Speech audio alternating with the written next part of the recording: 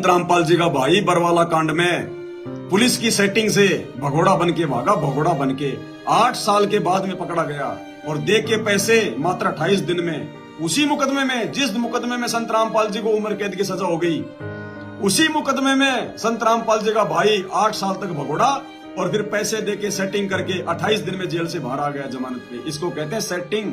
क्यों? क्योंकि ये पहले हरियाणा पुलिस में डीजी का ड्राइवर था। ये हरियाणा पुलिस में नौकरी करता था। ये महेंद्र, ये डीजी का ड्राइवर था। ये आसानी से भक्ति मार्ग में नहीं आया। इसको गुरुजी बड़ी मुश्किल से लेके आए कि नालायक आजा नहीं तो मरेगा। बड़ी मुश्किल से भक्ति मार्ग में आया है ये है वो काल का दूत जिसके बारे में गुरुजी ने 2008 में कह दिया था कि संगत में 2 काल के दूत आ चुके हैं, एक तो ये और एक बलजीत इसका साथी। ये है वो 2 काल के दूत जिनके बारे में संत रामपाल जी ने अपने सत्संगों में 2008 में कह दिया था कि संगत में 2 काल के दूत पैदा हो चुके हैं, लेकिन उनकी दाल नहीं गलेगी क्योंकि मेरे बच्चे शाणे हो चुके हैं। ये सुन लो सत्संग। बहुत सारे लोग कहते हैं कि वो 2 काल के दूत ये पवन और संजय है। पवन और संजय ने तो 2013 में नाम लिया है। गुरुजी ने तो 2008 में कह दिया 5 साल पहले कि वो आ चुके हैं संगत में। सुनो सत्संग। काल को चिंता होगी है कि ईब तेरी बात बिगड़ेगी। जो आज तक झूठा संदेशा भिजवा रखा था जनता में, अब ये पोल खुल रही है।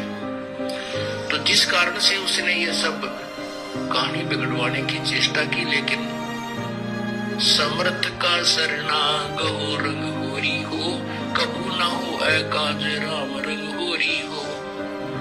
समर्थ की ओट में बैठे हैं हम, उस पूर्ण पुरुष की आड़ में, उसकी पूर्ण पुरुष की शरण में हम बैठे हैं। हमारा कभी आकाज नहीं हो सकता। इसी प्रकार काल अपने दूत सुनो। इसी संगत में 1-2 तो हो चुके हैं, लेकिन उनकी दाल नहीं गल पाएगी। क्या कह रहे हैं गुरुजी कि इसी प्रकार काल अपने दूत संगत में 1-2 तो हो चुके हैं। 2008 में गुरुजी ने संकेत कर दिया था अपने भाई के विषय में, उसकी हरकतों को देखकर, अपने बच्चों की हरकतों को देखकर। 2008 में पवन दास ने तो नाम ही 2013 में लिया है। 2008 में गुरुजी ने कह दिया कि काल ने इसी संगत में अपने 1-2 दूत तो भेज दिए, लेकिन उनकी दाल नहीं गलेगी। दोबारा सुन लो मेरे भाई। तो इसी प्रकार काल अपने दूत इसी संगत में 1-2 तो हो चुके हैं, लेकिन उनकी दाल नहीं गल पाएगी।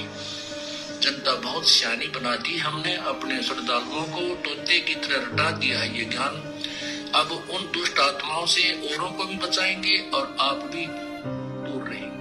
अब ये बचाने का काम परमात्मा 7 संगतियों के माध्यम से करवा रहे हैं। उन काल के दूतों से संगत को बचाने का काम 7 संगतियों से करवा रहे हैं कि मेरे बच्चे शाणे हो गए, समझदार हो गए। अरे इस पवनदास की शिकायत लगा रहे हो ना तुम, बार बार जेल में, बार बार। जरा ये भी पूछ लो गुरुजी से हाथ जोड़ के कि हे परमात्मा, आपने 2008 में जिन काल के दूतों का जिक्र किया था, मालिक उनका नाम बता दो, कम से कम सावधान हो जाए। ये मालिक उन काल के दूतों का नाम बता दो। अरे पूछो जरा, पूछो। इतने ऑडियो वीडियो आते हैं, थोड़ी सी हिम्मत करो। पवनदास के बारे में तो बड़ी हिम्मत कर लेते हो, गुरुद्रोही है, वो है गुरुजी, ये कर रहा है, वो कर रहा है। अरे वो काल के दूत के बारे में भी पूछ लो, कौन है वो काल का दूत जिसका गुरुजी ने 2008 में जिक्र कर दिया? क्या परमात्मा बताएगा नहीं अपने बच्चों को सावधान करने के लिए? पूछो। वो महेंद्र है काल का दूत। महेंद्र ये खुद शैतान है। वो आने वाले समय में तुम सबके सामने आ जाएगा। खुद शैतान है गुरुजी का भाई महेंद्र। आ जाएगा तुम्हारे सामने थोड़े दिनों में, लेकिन रोगे फिर उस समय तुम्हारे कुछ हाथ नहीं आएगा। मोबाइल की बैटरी डाउन है, वरना उसका भी मैं तुम्हें दिखा देता। 1 मिनट देखता हूं मैं। ये ऑडियो सुन लो, मेरी और महेंद्र की आपस की बातचीत है 2 मिनट की, जिसमें महेंद्र ने मुझे फोन किया और कहा कि मैंने सुना है तुम गुरुजी के पास में कोई प्रार्थना लगा रहे हो। तो मैंने कहा कि भगत जी मैं काहे की प्रार्थना लगा रहा हूँ, बहुत समय पहले की बात है ये, 2016 की।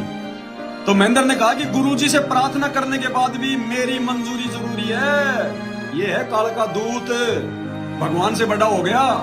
कह रहा कि गुरुजी से जब तुम प्रार्थना लगाओगे जेल में, गुरुजी तुम्हें जो आदेश देंगे उसके बाद भी मेरी मंजूरी जरूरी है। तो बताओ, गुरुजी से आदेश होने के बाद इस 2 कोटि के जीव की मंजूरी जरूरी है क्या? क्या कह रहा है, सुन लो ध्यान से। सही। हाँ जी। अमर मोहल्ला बोल रहा था उच्चर से। जी भगत जी। हेलो। हाँ जी भगत जी बताएं। हाँ कैसे हो, ठीक हो? दया भगत जी परमात्मा की। वो क्या चक्कर को क्या पैसे मिल होगा है भगत जी? वैसे मिलते क्या चक्कर पर देगा हम लोगों को आपको इसमें? नहीं भगत जी पता नहीं, वो आज उनसे नवीन भगत जी से बातचीत हुई थी तो काफी कुछ उन्होंने जो मतलब व्हाट्सएप पे भी मतलब फैला दिया इस तरीके से, जबकि दास की तो दास ने तो ऐसी कोई गलती भी नहीं की। ऐसा है ना, मैं प्रोसीजर बताऊंगा आपको, ठीक है ना? ऐसे ना उस वापस में इसका काम हो जाएगा सब में। जैसे कोई मैसेज आता है वो मेरे पास आता है। जी भगत जी जी। तो हम ऐसा करेंगे, सिस्टम बनाएंगे, लिंक आएगा। मैं तो बोलता हूँ अभी मुझे आपके लिंक माफ करो, बाकी अपने नाम से मेरे नाम से मेरा को दे दो तो वो वापस सर्च कर जाता हूँ। जी भगत जी है ना? जी जी भगत जी मालिक के आदेशों के अनुसार चलना है। दास का इसमें कहीं कोई मतलब इधर उधर का बिल्कुल नहीं है। बाकी आज मैंने आज दास ने नवीन जी को ये कहा था कि नवीन जी देखो मेरा कहीं वो कुछ नहीं है, ना ही मैंने कोई ऐसा कोई मतलब मैसेज किया है मेरे से भगत जी बगैर थोड़ा मतलब अगर आपने सुनो आपने देखा ना सीएम कबीरा को इस प्रकार में और कला माने उससे क्या होता है ना, यदि नवीन भी करता है हम करवा नहीं भगत जी आप बातों छोड़ो तो हो गया आप ये दोबारा है ना। जी जी तो मैं नवीन को बोलता हूँ भाई वो आपसे लिंक करे और दोनों बना वापस लिंक बताए दोनों क्या दिक्कत है? बिल्कुल भगत जी मिलके सेवा करनी मालिक की। अब सुनना आगे मैंने सुना है। पता ऐसा नहीं ना जैसे आप कहते हो मैंने सुना कि आपका वस्तु का वो सॉरी जी मैं इसके बाद दोबारा प्रार्थना कराऊंगा। प्रार्थना के बाद भी मेरी मंजूरी जरूरी है। किसी प्रकार की प्रार्थना हो उसी का आदेश है मेरे से। क्या कह रहा है ये काल का दूत कि मैंने सुना है कि तू कह रहा था कि मैं प्रार्थना लगाऊंगा जेल में। कह रहा प्रार्थना लगाने के बाद भी मेरी मंजूरी जरूरी है, यानी गुरुजी से आदेश आने के बाद भी इस काल के दूत की मंजूरी लेना जरूरी है। गुरुजी से बड़ा हो गया ये, तो ये कौन है? ये कौन कह सकता है ये बात? ये भगत कह सकता है क्या कि गुरुजी का आदेश होने के बाद में मेरी मंजूरी जरूरी है? ये गुरुजी के भी ऊपर है क्या? ये काल कह सकता है ये बात, दूसरा नहीं कह सकता। दोबारा सुनो।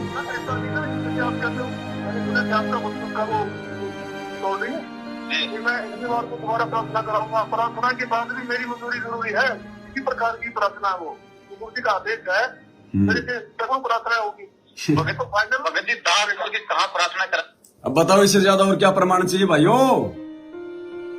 गुरुजी की मंजूरी के बाद भी इसकी मंजूरी जरूरी है। ये गुरुजी से बड़ा वाला गुरुजी हो गया। 2016 की बात है ये तो। अब तो पता नहीं इसके कितने सींग खड़े हो गए होंगे। ये है काल धरती पर संत रामपाल जी के मार्ग में सबसे बड़ा रोड़ा। अरे कहाँ जी रहे हो संगत वालों? मरोगे बेमौत अकाल मौत मरोगे। संत रामपाल जी का आशीर्वाद नहीं है तुम लोगों पे। सात संगत वालों को छोड़ के संत रामपाल जी का किसी पर आशीर्वाद नहीं है। सब की सब मर्यादा खंडित है, टूटे हुए हैं। केवल तुम्हारी बैटरी चल रही है थोड़ी बहुत, और इसीलिए तुम आए दिन मर रहे हो, अकाल मौत मर रहे हो तुम लोग। वो धनाना आश्रम बन के तैयार भी नहीं हुआ, वहां 3-4 तो अकाल मौत मर चुके हैं ट्रैक्टर के नीचे दब के। अरे वो आश्रम है क्या? वो तो कत्ल खाना है। आश्रम में कभी भगत मरते हैं क्या? सुधर जाओ भाइयों और बहनों, रोगे नहीं। ये भगवान है। अब थोड़े दिनों में तो पूरी दुनिया की आंख खुल जाएगी कि ये क्या है और क्या नहीं है। अपने आप को भगवान आज से पहले किसी ने नहीं किया। आज जितने भी पीर पैगंबर अवतार आए हैं उन्होंने कभी नहीं कहा कि हम भगवान हैं। उन्होंने भी ऐसी लीला करी। एक परिवार में आए, माता पिता, बाल बच्चे, ब्याह शादी, वही उल्टे सीधे काम, लड़ाई झगड़ा। उन्होंने कभी नहीं कहा कि हम भगवान हैं। लेकिन उनके जाने के बाद आज लोगों को समझ में आ रहा कि वो महापुरुष थे। जबकि ये महापुरुष तो अपने रहते सहते साबित करके जाएगा कि ये धरती पर इस सृष्टि में मेरे अलावा दूसरा कोई अल्लाह नहीं है, कोई भगवान नहीं है। इसलिए सुधर जाओ भाई और बहनों।